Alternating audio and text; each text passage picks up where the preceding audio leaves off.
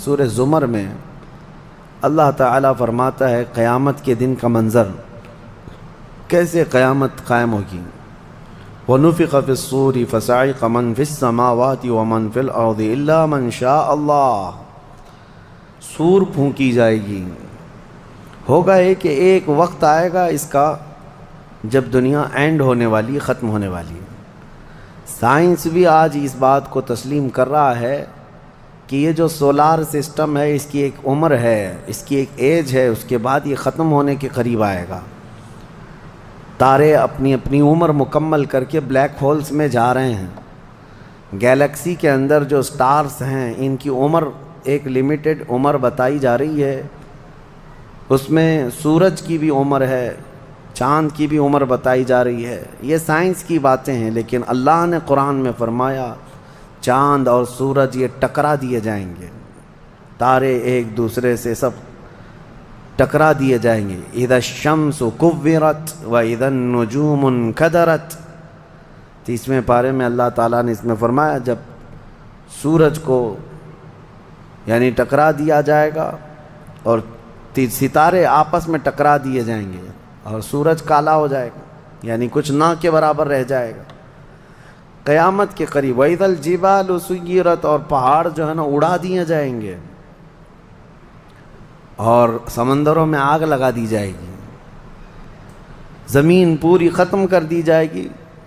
اور سورہ قارعہ میں آپ نے پڑھا ہوگا یوم یکون الناس کالفراش المبثوث وتکون الجبال کالعہن المنفوش، تم لوگوں کو دیکھو گے کہ پتنگوں کی طرح سے اڑ رہے ہوں گے، اور پہاڑوں کو دیکھو گے کہ روئی کا پھا جو ہوتا ہے، روئی کا پہا اس طرح سے پہاڑ بکھر چکے ہوں گے۔ اور اس کے بعد یہ قیامت جو آنی ہے اس کا یعنی پروسیس کس طرح سے، شروعات کیسی ہوگی، وہ ایک لمبی گفتگو ہے۔ مختصراً عرض کرتا ہوں کہ آیات حضور اکرم صلی اللہ تعالیٰ علیہ وسلم کی احادیث میں جو نشانیاں بیان کی گئی ہیں اس اعتبار سے قیامت کے قریب بڑی بڑی نشانیاں آئیں گی۔ دجال آئے گا، دابۃ الارض آئے گا، یاجوج ماجوج نکلیں گے، پھر اس کے بعد سورج پچھم سے نکلے گا۔ یہ سب بڑی بڑی نشانیاں ہیں۔ حضرت عیسیٰ علیہ السلام کا نزول اس سے پہلے، یہ سب ہو جانے کے بعد پھر روئے زمین پر سے مسلمان ختم ہو جائیں گے۔ پھر ایک وقت آئے گا کہ جب سب لوگ اپنے اپنے کاموں میں مصروف ہوں گے، کوئی کسی کو پڑی نہ ہوگی، اور پھر دنیا میں سب اپنے اپنے کاموں میں اس طرح سے مصروف ہوں گے، کوئی کپڑا کاٹ رہا ہے، کوئی دودھ دوہ رہا ہے، کوئی کھیتی باڑی میں ہل چلا رہا ہے۔ اللہ تعالیٰ قرآن میں فرماتا ہے کہ تم دیکھو گے ان زلزلۃ الساعۃ شیء عظیم یوم ترونھا تذہل کل مرضعۃ عما ارضعت وتضع کل ذات حمل حملھا، اچانک ایک سور کی آواز آئے گی۔ وہی سور آج ہم نے تلاوت میں پڑھا ہے۔ اسرافیل علیہ السلام اللہ کے ایک فرشتے ہیں، ایک باجے کی شکل کی چیز وہ لے کر کھڑے ہیں، وہ بجانا شروع کریں گے۔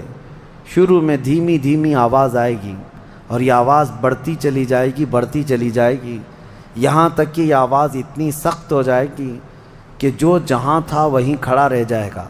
کپڑا کاٹ رہا تھا اس کے ہاتھ سے کینچی گر گئی، جو کھیتی باڑی کر رہا تھا، ہل چلا رہا تھا، وہ وہیں کا وہیں رک جائے گا۔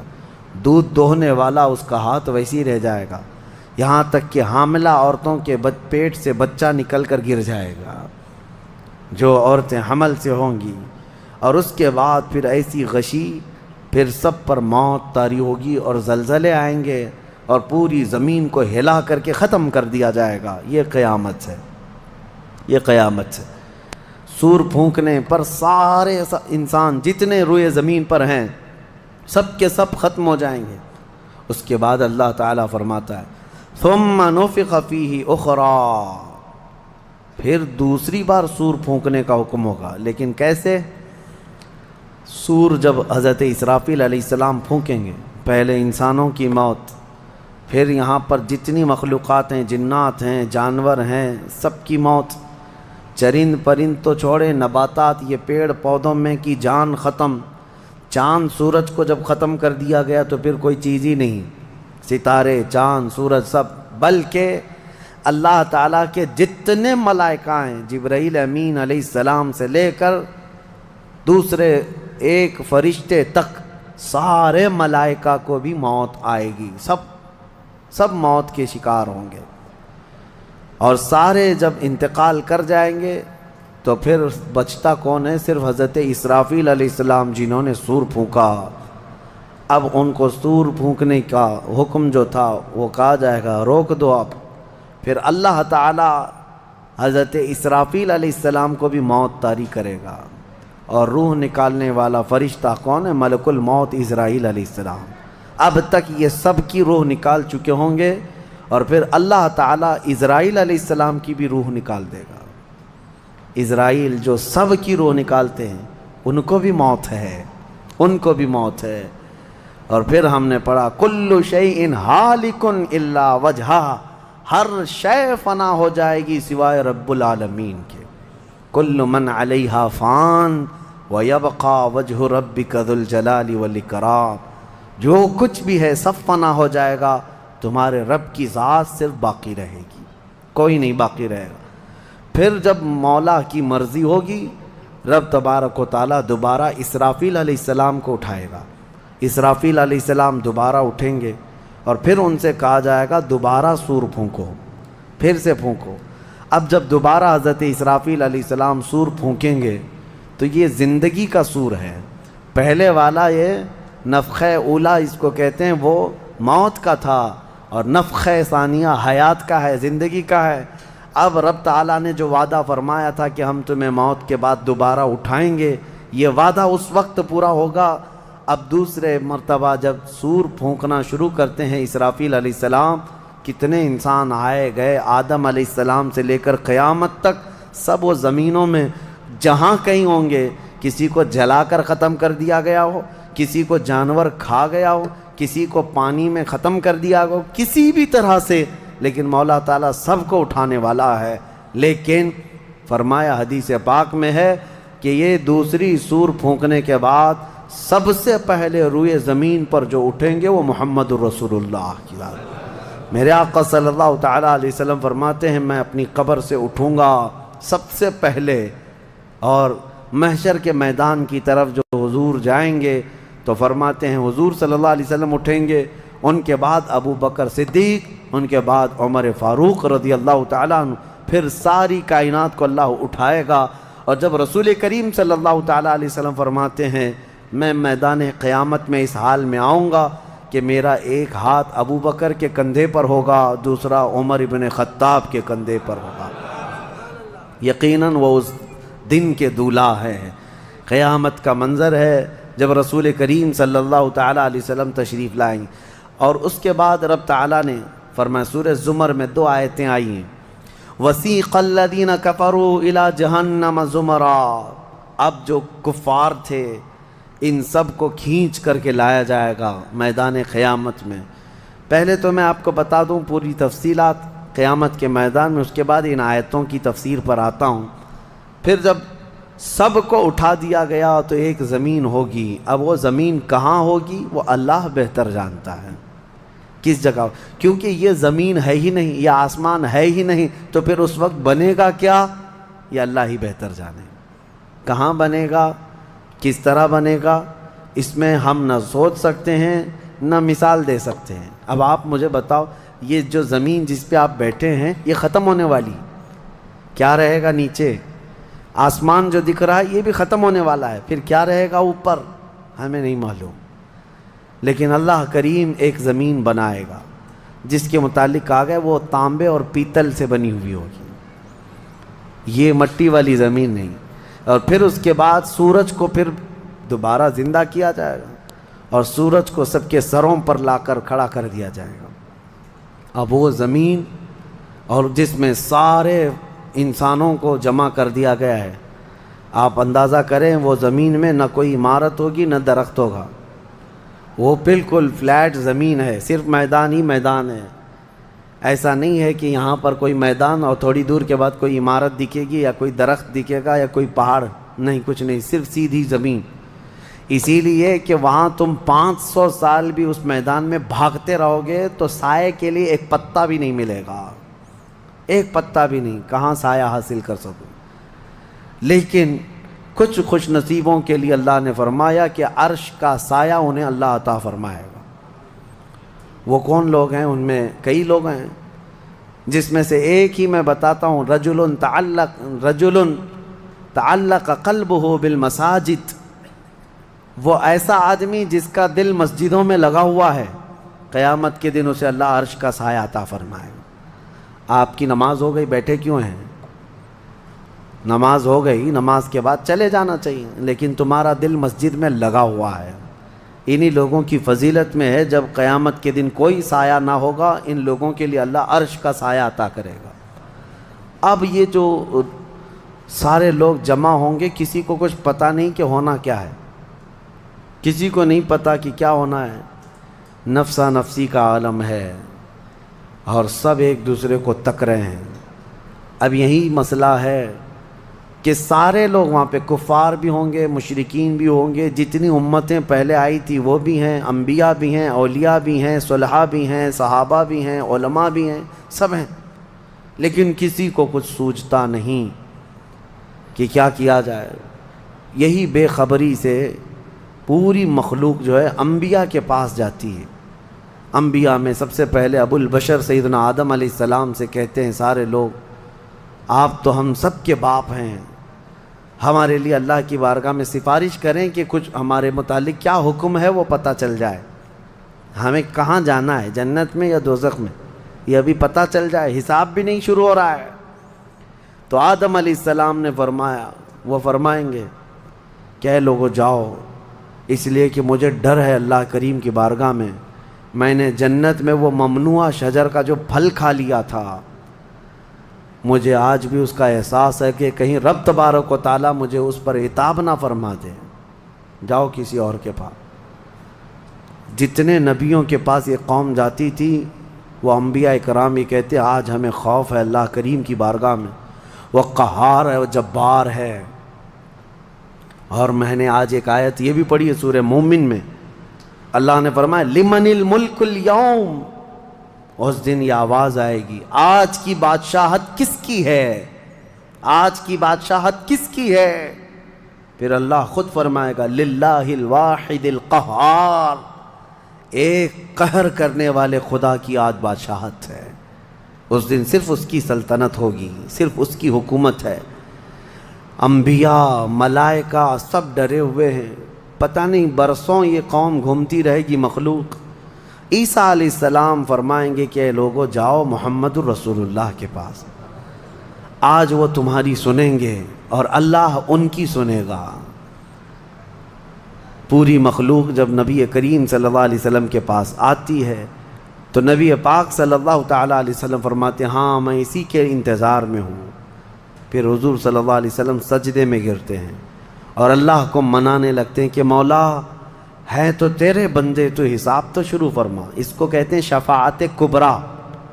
یہ کیا ہے شفاعت کبریٰ؟ بڑی شفاعت، یہ سب کے لیے، کافروں کے لیے، مشرکوں کے لیے، سب کے لیے۔ یعنی حضور کی پہلی شفاعت کس کام کی تھی؟ کہ اللہ حساب تو شروع کرے، یہ شفاعت کبریٰ ہے، حساب شروع کرے مولا تعالیٰ۔ ساری انسانیت کے لیے حضور جب سجدے میں گرتے ہیں، اللہ کریم فرماتا ہے ارفع رأسک یا محمد۔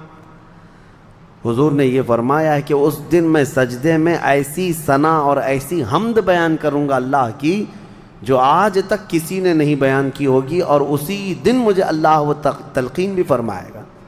اور جب حضور ثنا کر رہے ہوں گے، اللہ فرماتا ہے ارفع رأسک یا محمد، اے محمد صلی اللہ علیہ وسلم اپنا سر اٹھائیے، آپ مانگیے آپ کو دیا جائے گا، آپ پوچھئے آپ کو جواب دیا جائے گا۔ یہ پہلا سوال ہے اللہ کی بارگاہ میں قیامت کے دن، اور پہلا جواب ہے، باقی کسی بندے کو کوئی جواب نہیں تھا۔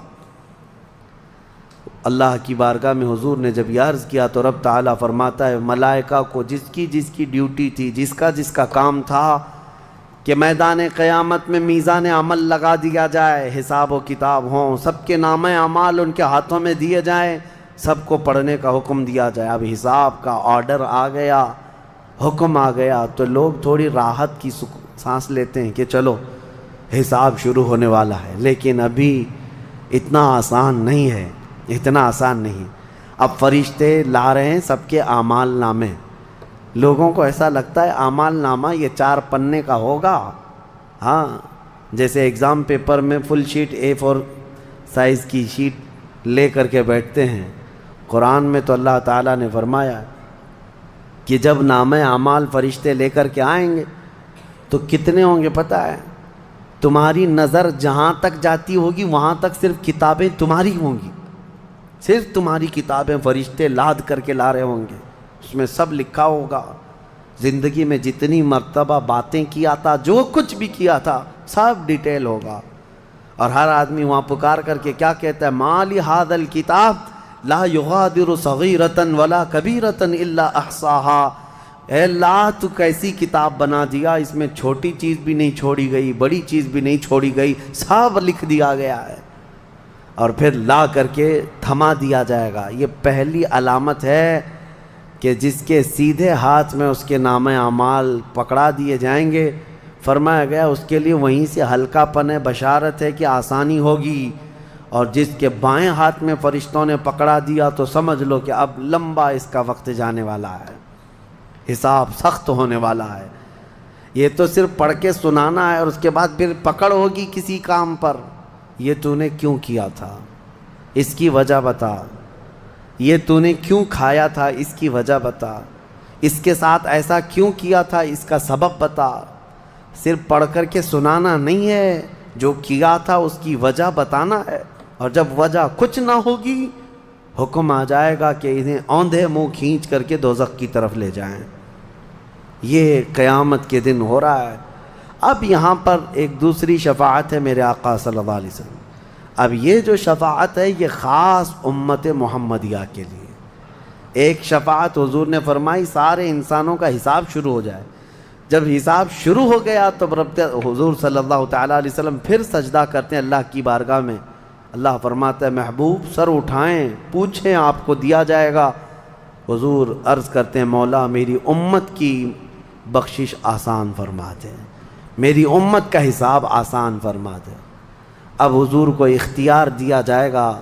حضور کی یہ بھولی بھالی امت جہاں جہاں ہوگی، حضور صلی اللہ علیہ وسلم فرماتے ہیں میں ان کو دور سے پہچان رہا ہوں گا. دیکھو میرے عزیزو، بھرا مجمع ہے، کتنی امتیں ہیں. ایک صحابی نے پوچھا یا رسول اللہ ہم کو آپ قیامت میں پہچانیں گے؟ حضور نے فرمایا یقیناً پہچانوں گا. کیسے؟ حضور فرماتے ہیں زندگی میں تم جو وضو کرتے تھے، یہ جو اعضائے وضو ہیں، چہرہ اور ہاتھ، حضور فرماتے ہیں قیامت کے دن یہ سورج کی طرح چمک رہے ہوں گے. اور اسی چمک سے میں پہچان لوں گا یہ میری امت ہے. جس کے ہاتھ چہرے چمک رہے ہوں. جو وضو ہی نہیں کرتا اس کا کیا چمکے گا؟ لیکن حضور صلی اللہ تعالیٰ علیہ وسلم نے حدیث پاک ہے یہ وضو کے اعضاء کی چمک سے حضور اپنی امت کو پہچان لیں گے، فلاں میرا امتی ہے، فلاں میرا امتی ہے. بہرحال اب اس کے بعد اب میں ان آیتوں کی طرف آتا ہوں. حساب و کتاب ہو رہا ہوگا. سب سے پہلے وہاں پر قیامت کے دن جن کو لایا جائے گا، الگ الگ روایات ہیں، اس میں 3 لوگوں کے متعلق فرمایا گیا، ایک عالم، ایک شہید اور ایک امیر آدمی پیسے والا. حالانکہ تینوں اچھے لوگ تھے. دنیا میں یہ جو امیر تھا بہت پیسہ بانٹتا تھا، اور یہ قاری قرآن تلاوت اچھی کرتا تھا، اور یہ شہید تو جنگ میں شہید ہوا تھا لڑ کر کے. تینوں کا حساب ہو رہا ہوگا. سب سے پہلے رب تبارک و تعالیٰ اس قاری قرآن کو بلائے گا، بتا تو قرآن کیوں پڑھتا تھا؟ وہ کہے گا میں نے تجھے اچھی آواز دی تھی، اچھی آواز دی تھی، تو نے اس آواز کا کیا کیا؟ وہ کہتا ہے میں قرآن پڑھتا تھا بہترین انداز میں. رب تعالیٰ فرماتا ہے تو اس لیے پڑھتا تھا کہ لوگ تیری آواز کی تعریف کریں، کیا آواز ہے. اور لوگوں نے تعریف کر دیا. دنیا میں تجھے تیرا بدلہ مل گیا، یہاں قیامت میں کچھ نہیں، جاؤ جہنم میں. مالدار آئے گا، اس سے رب تعالیٰ فرمائے میں نے تجھے بہت مال دیا تھا، کیا کیا؟ کہے گا رب تعالیٰ میں نے غریبوں میں تقسیم کیا ہے، بہت خیرات کیا ہے. اللہ کریم فرماتا ہے کہ تو نے تو یہ نیت سے تقسیم کیا تھا نا کہ لوگ تجھے دیالو کہیں، سخی کہیں، تیری مال کی تعریف کریں، تو لوگوں نے تو وہ تعریف کر دی، دنیا میں جو تجھے ملنا تھا وہ مل گیا، تیری خواہش ہو گئی، یہاں کچھ نہیں، اسے بھی فرمایا جائے گا دوزخ میں ڈال دو۔ تیسرا جو شہید ہے اس کے لیے بھی رب تعالیٰ فرماتا ہے میں نے تجھے جوانی دی تھی، کیا کیا؟ کہا اے اللہ میں لڑتا رہا کافروں کے مقابل میں اور اپنی جان دے دیا۔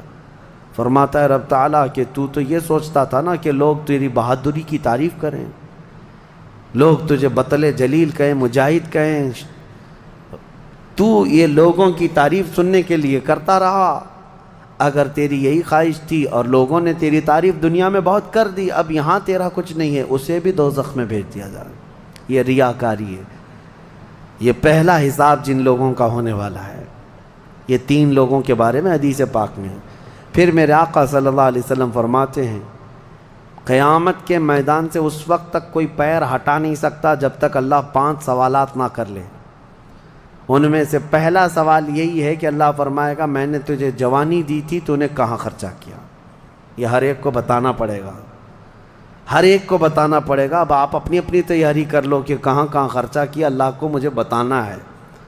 آج اگرچہ تم ہماری باتوں کی طرف توجہ نہیں کرو گے، کیئر نہیں کرو گے، لیکن ایک دن وہ آئے گا جب تمہیں اللہ کی بارگاہ میں کھڑے ہو کر اپنی جوانی کا پل پل بتانا ہوگا، وہاں کوئی چارہ نہیں ہوگا۔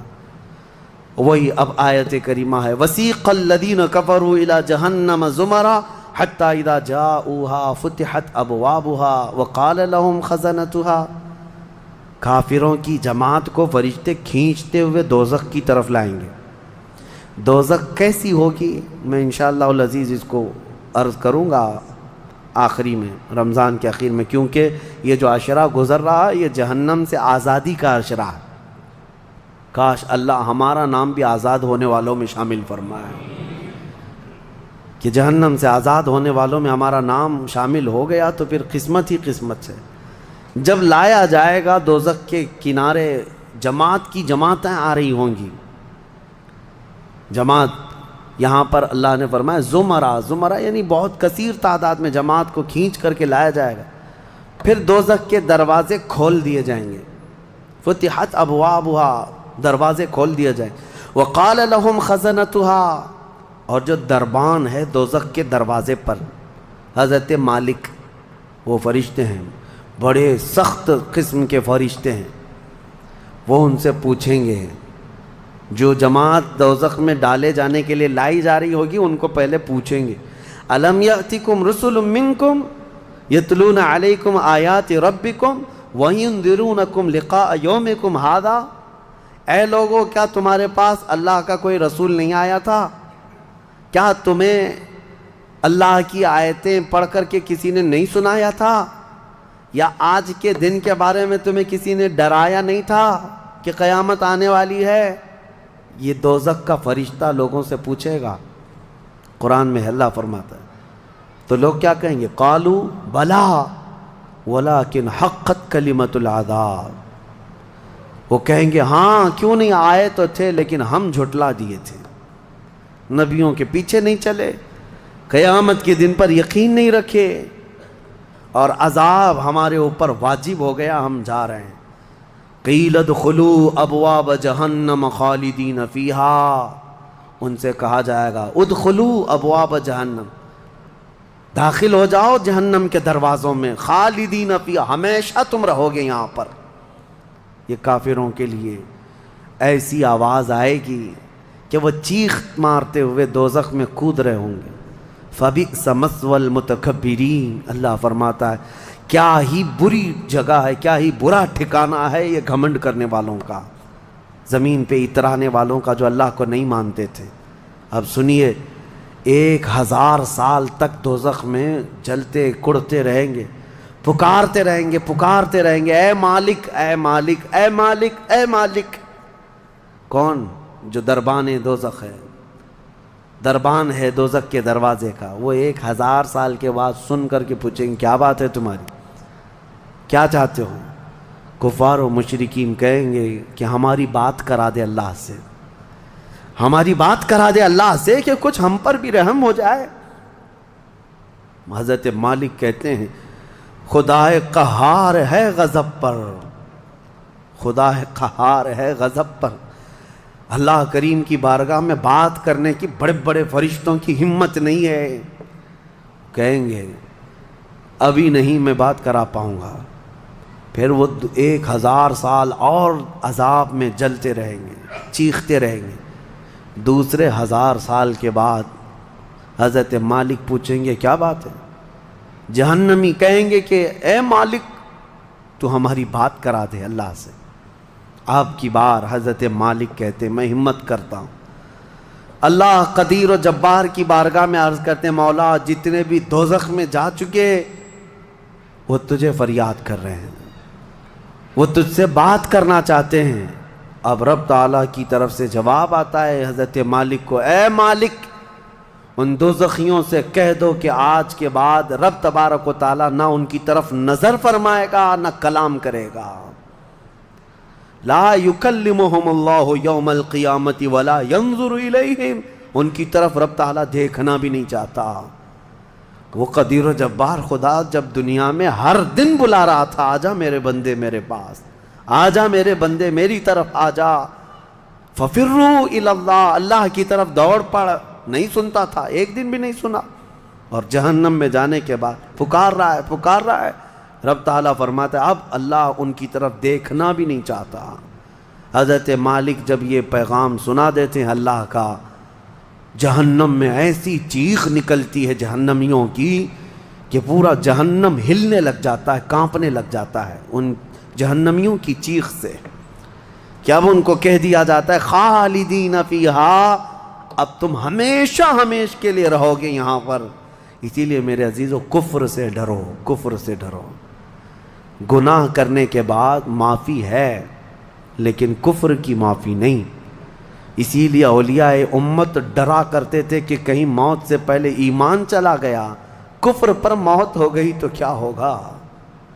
پھر ہمیشہ ہمیشہ کے لیے دوزخ میں جانا پڑے گا، نہ وہاں کسی کی سفارش ہوگی نہ کوئی شفاعت ہوگی۔ شفاعت اور سفارش گنہگاروں کے لیے ہے، کافروں اور مشرکین کے لیے نہیں۔ قرآن میں اللہ نے فرمایا ان اللہ لا یغفر ان یشرک بہ ویغفر ما دون ذلک لمن یشاء، بے شک اللہ تعالیٰ اس کے ساتھ کیے ہوئے شرک کو اور کفر کو ہرگز معاف نہیں کرے گا، اور اس کے علاوہ جو کچھ بھی کیا ہے اللہ سب معاف کرے گا، کفر کو اور شرک کو معاف نہیں کرے گا۔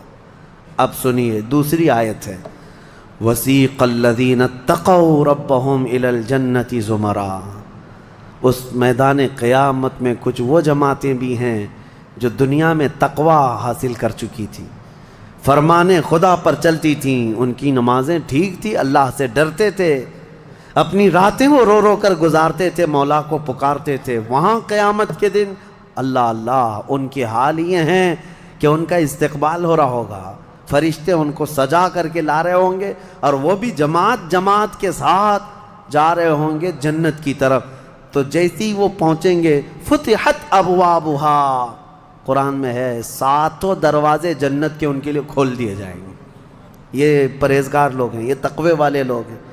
جیسے ہی جنت کے دروازے کھلیں گے وقال لهم خزنتها، وہاں پر بھی دربان ہے ایک، جنت کے دروازوں کا دربان وہ حضرت رضوان ہیں علیہ السلام، وہ فرشتہ وہاں پر ہے، جنت کے دربان ہیں۔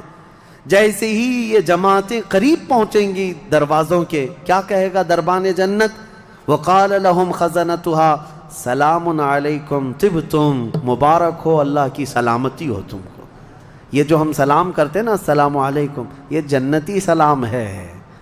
یہ دربان جنت جو داروغہ ہے جنت کے دروازوں کا، وہ سلام کرے گا فرشتہ جو آ رہے ہیں جنت میں، سلام علیکم طبتم، مبارک ہو، خوش آمدید، اللہ کی سلامتی ہو، فادخلوها، آ جاؤ جنت میں داخل ہو جاؤ، خالدین، ہمیشہ کے لیے، اب تم بھی یہاں سے نہیں جاؤ گے۔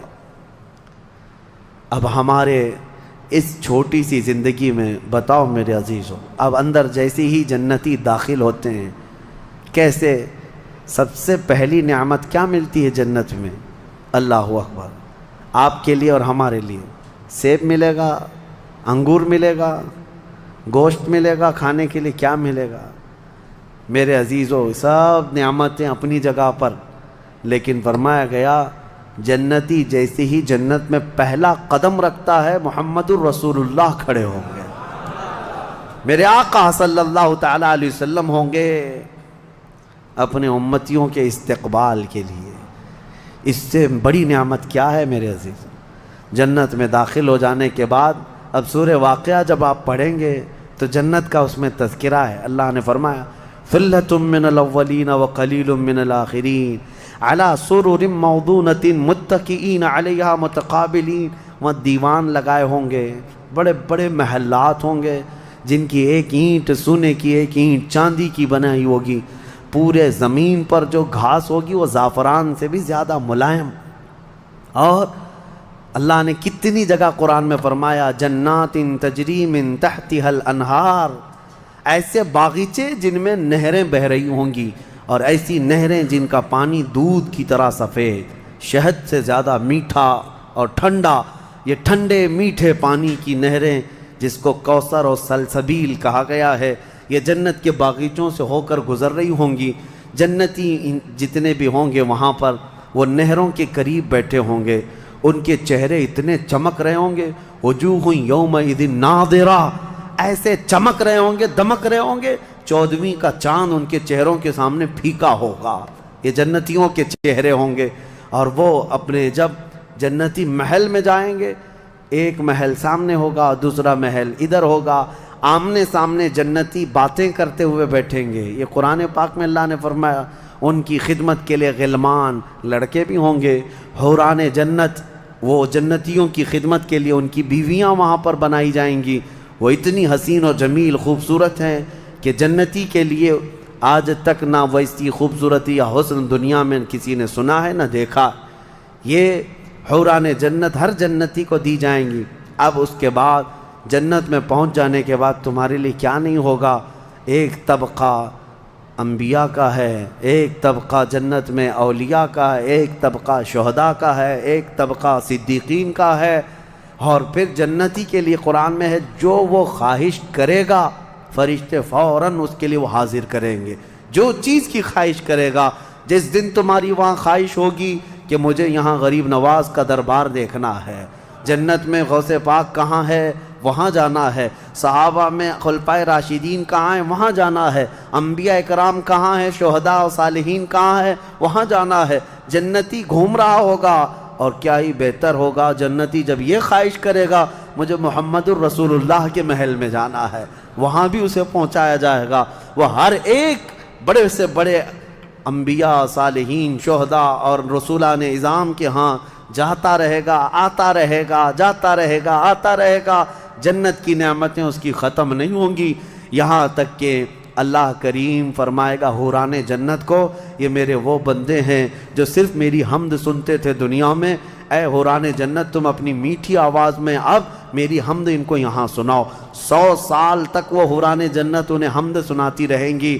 پھر جنتیوں سے اللہ پوچھے گا پیٹ بھر گیا؟ وہ جنتی کہیں گے مولا اور تیری تعریف سننے کا دل کرتا ہے۔ داؤد علیہ السلام جن کی آواز میں بڑی مٹھاس تھی، رب تعالیٰ فرمائے گا اے میرے داؤد خلیفۃ اللہ، آؤ ان جنتیوں کو اپنی سریلی آواز میں میری حمد سناؤ۔ اب وہ 100 سال تک سناتے رہیں گے، اور جنتی مدہوش ہوں گے اور سنتے رہیں گے، یہ جنت کے ترانے وہاں پر سنائے جا رہے ہیں۔ اس کے بعد پھر رب تعالیٰ فرمائے گا اب تم سیراب ہو گئے کہ داؤد علیہ السلام کی زبان سے تو چڑیاں بھی سننے کے لیے کھڑی ہو جاتی تھی، پرندے بھی ہوا میں رک جاتے تھے۔ اب جنتی کہیں گے کہ مولا اور تیری حمد ہو اور تیری تعریف ہو، ہم سننا چاہتے ہیں۔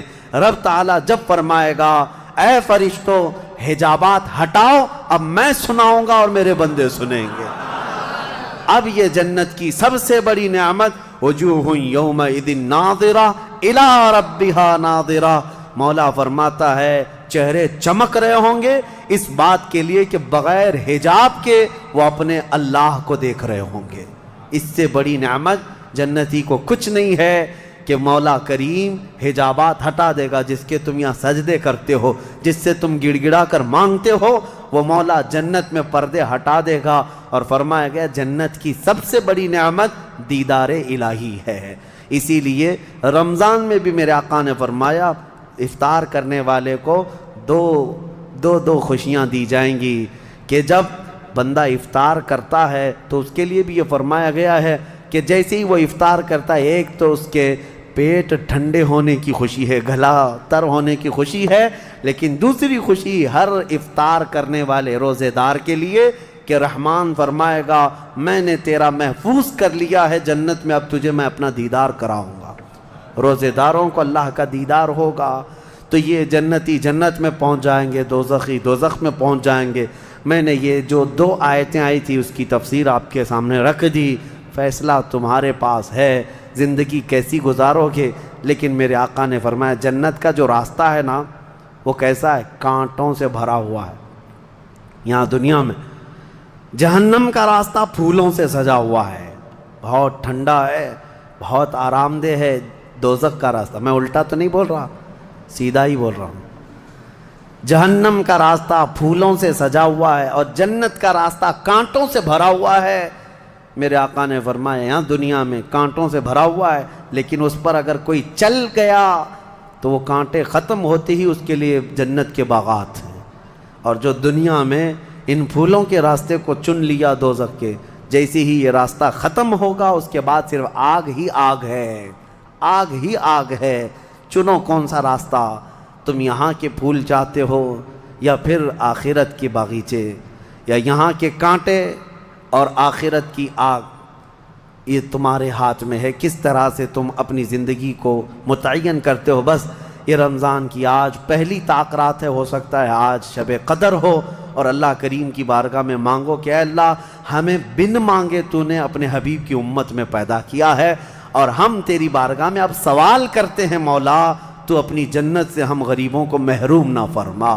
اے اللہ ہم تیری دوزخ میں ہم تیری جنت میں جانے کے قابل تو نہیں، لیکن تیری دوزخ کا عذاب سہنے کے بھی قابل نہیں، بس تو اپنے فضل اور جود و کرم سے ہم سب کی بخشش کر اور ہمیں جنت عطا فرما۔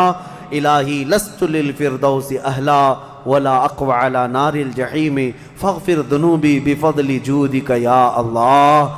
وآخر دعوانا ان الحمد للہ رب العالمین۔ السلام علیکم۔